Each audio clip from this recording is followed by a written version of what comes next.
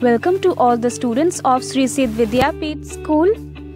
तो बच्चों, आज हम पढ़ेंगे कक्षा 8वीं का हिंदी का 9वां पाठ कबीर की साखियाँ।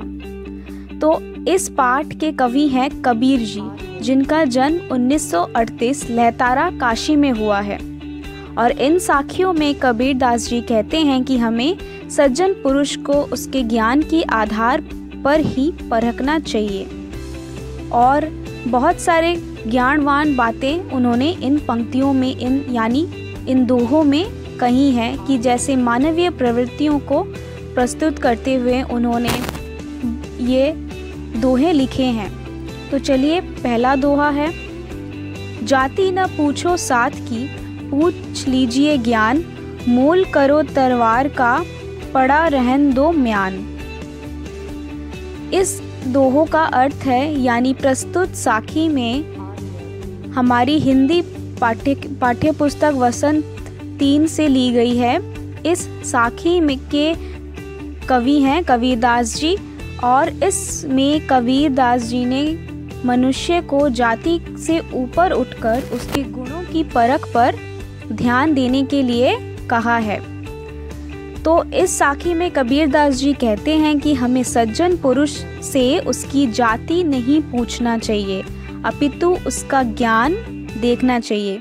अर्थात मनुष्य को उसकी जाति के आधार पर नहीं, उसके ज्ञान के आधार पर परखना चाहिए। क्योंकि जब हम तलवार खरीदने जाते हैं तो उसकी कीमत म्यान देखकर नहीं लगाते हैं। तो इस साखी का अर्थात यही है।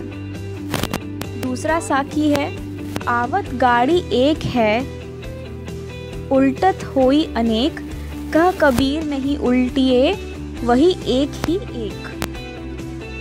तो इस साखी में कबीर जी ने अपशब्द सुनकर उस पर ध्यान न देने की बात कही है। इसमें कबीर दास जी कहते हैं कि जब हमें कोई गाली देता है तब वह एक होती है, पर हमें पलट कर उसे भी देते हैं तो वो बढ़ते बढ़ते अनेक हो जाती है। इसीलिए जब हम उसकी एक गाली पर ही ध्यान नहीं देंगे तो वह वहीं ख़त्म हो जाएगी, अर्थात वो एक ही एक रह जाएगा। यानी हमें किसी की अपशब्द सुनकर उस पर ध्यान देना बिल्कुल नहीं चाहिए, हमें अपना काम करते रहना चाहिए। तीसरा साखी है, माला तो कर में फिरे, जीभी फिरे मुख माही, मनुआ तू दहु दिसी फिरे, यह तो सुमिरन नाही। तो इस साखी में कबीर जी प्रभु नाम स्मरण पर बल दे रहे हैं। यानी कबीर दास जी कहते हैं कि माला को हाथ में लेकर मनुष्य को घुमाता है, जीभ मुख के अंदर घूमती रहती है, परंतु मनुष्य का चंचल मन सभी दिशाओं में घूमता रहता है। मानव मन गतिशील होता है, जो बिना विचारे इधर उधर घूमता रहता है, परंतु ये भगवान का नाम क्यों नहीं लेता।